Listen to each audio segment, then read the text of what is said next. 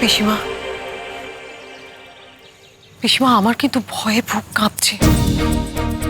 উনি যখন বাড়ি ফিরে এসে শুনবেন যে ওনার আদেশ অমান্য করে আমরা প্রফুল্লকে এই বাড়িতে থাকতে দিয়েছি, উনি তো আরেক কাণ্ড বাঁধাবেন। অত উতলা হয়েও না, অত উতলা হয়েও না বউ, অত উতলা হয়েও না।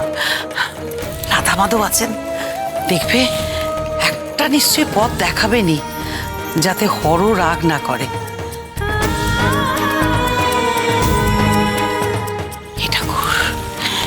হে ঠাকুর, পথ দেখাও ঠাকুর।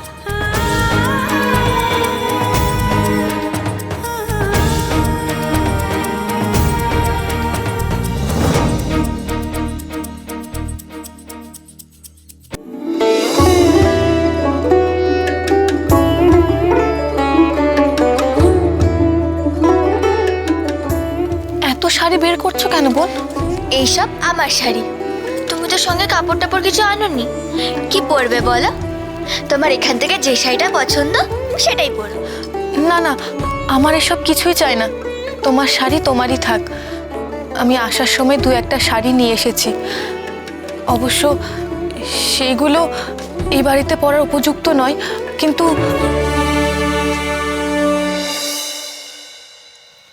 তোমার উপযুক্ত শাড়ি আমি নিয়ে এসেছি প্রফুল্ল।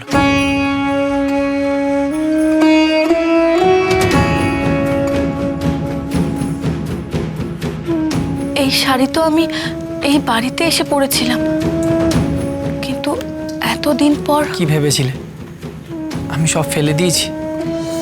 তোমার সব জিনিস, সব স্মৃতিগুলো আমি যত্ন করে আগলে রেখেছিলাম।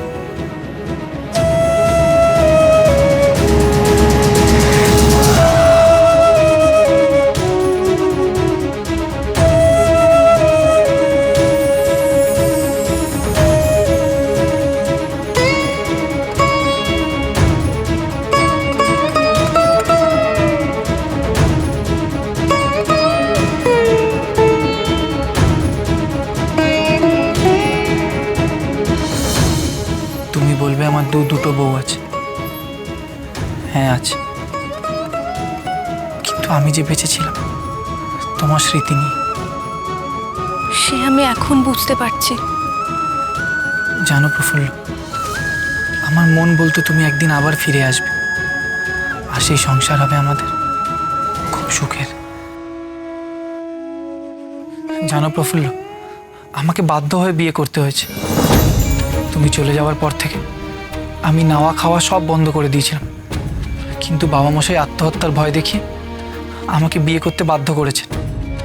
আমি পিতৃহত্যার দায় পড়তে চাইনি। বাবা মশাই ভেবেছিলেন নয়ন বউ হয়তো এসে আমার মন থেকে তোমার জায়গাটা মুছে দিতে পারবে, কিন্তু কোনোদিন সে তোমার জায়গাটা নিতে পারবে না। আর সাগর?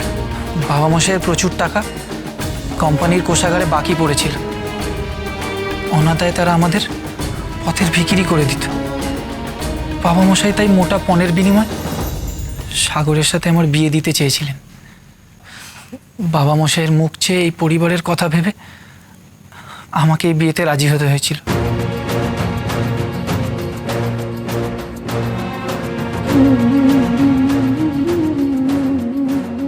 প্রফুল্ল, তুমি বিশ্বাস করো, আমি তোমাকে, শুধু তোমাকে ভালোবাসি, আর কাউকে না।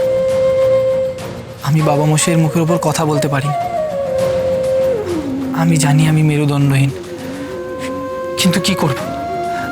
তিনি যে আমার বাবা মশাই। আমার নিজের যদি কোনো উপার্জন থাকতো আমি সেটা তোমার ভরণ পোষণের জন্য রাখতাম, কিন্তু তা বলে আমি তোমাকে হারাতে চাই না প্রফুল্ল।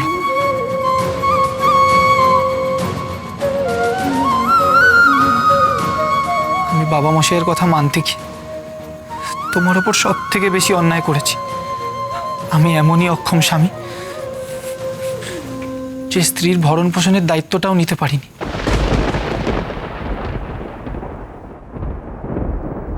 থাক থাক, ওসব কথা বলে নিজেকে কষ্ট দেবেন না।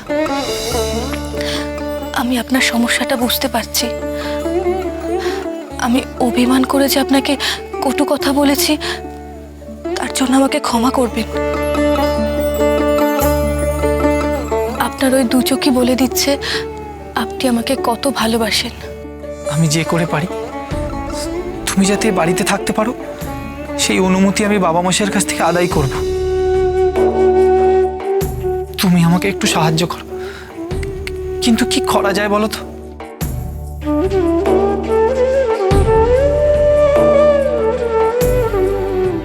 আরে এমন অপূর্ব স্বাদের ভোগ প্রসাদ আমি কোনোদিন মুখেই তুলিনি। আহা, যেন অমৃত খাচ্ছি আমি। আশীর্বাদ তো আমি করবোই পিসিমা, আমার পুত্রবধূ বলে কথা।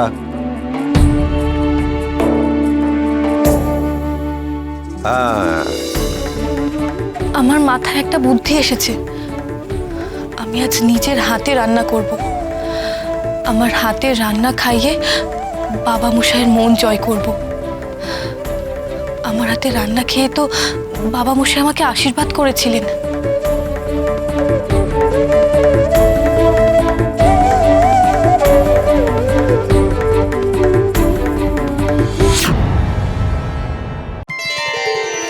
খুব ভালো বুদ্ধি বের করেছিস নাথবাবু। আমি তো ভেবে ভেবে অস্থির হয়ে যাচ্ছিলুম যে তুই কি করে তোর শ্বশুর মশাইয়ের মনটা জয় করবি। শোনো বৌমা, এই সুযোগটা সদ্ব্যবহারই কিন্তু তোমাকে করতে হবে, এটা মাথায় রেখো। কিন্তু এভাবে কি বাবা মশাইয়ের মন জয় করা যাবে? তোমাকে ওই নিয়ে ভাবতে হবে না। কিভাবে ছেলেদের মন জয় করতে হয় সেটা মেয়েরা খুব ভালো রকম জানে। তুমি যাও দেখিনি এখন। বেশ, তোমরা যা ভালো বোঝো করো, শুধু দেখো প্রফুল্ল যাতে সম্মানের সাথে এ বাড়িতে থাকতে পারে।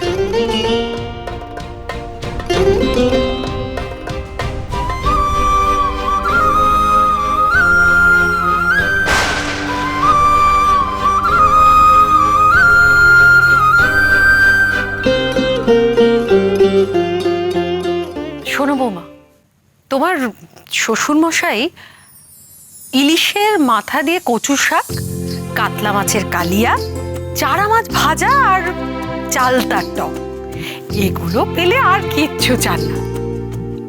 ওনার এই প্রিয় পদগুলো তুমি রাঁধতে পারবে তো?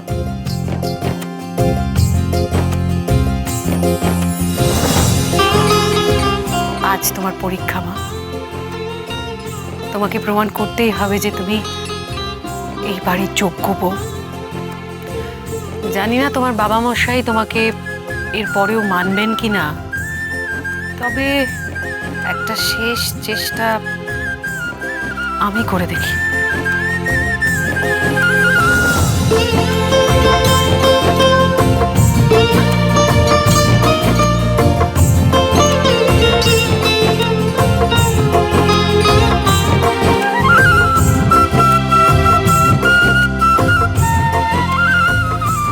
বৌমনি, তুমি একদম চিন্তা করো না গো, একদম চিন্তা করো না। তোমার মা খুব ভালো জায়গায় আছে, তার সব ব্যবস্থা করা হয়েছে। একদম চিন্তা করো না, চিন্তা করো না একদম।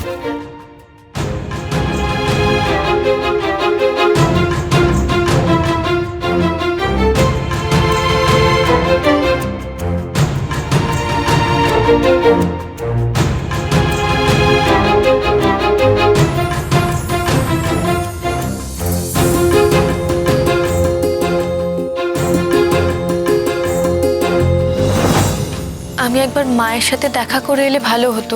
আমি ওকে সঙ্গে করে নিয়ে যাব মা। তবে দেখিস বাবা, হরর চোখে যেন আবার নাথবউ না পড়ে যায়। তুমি কথা বলছো আমার সঙ্গে, আর এইদিক ওদিক কি খুঁজছো?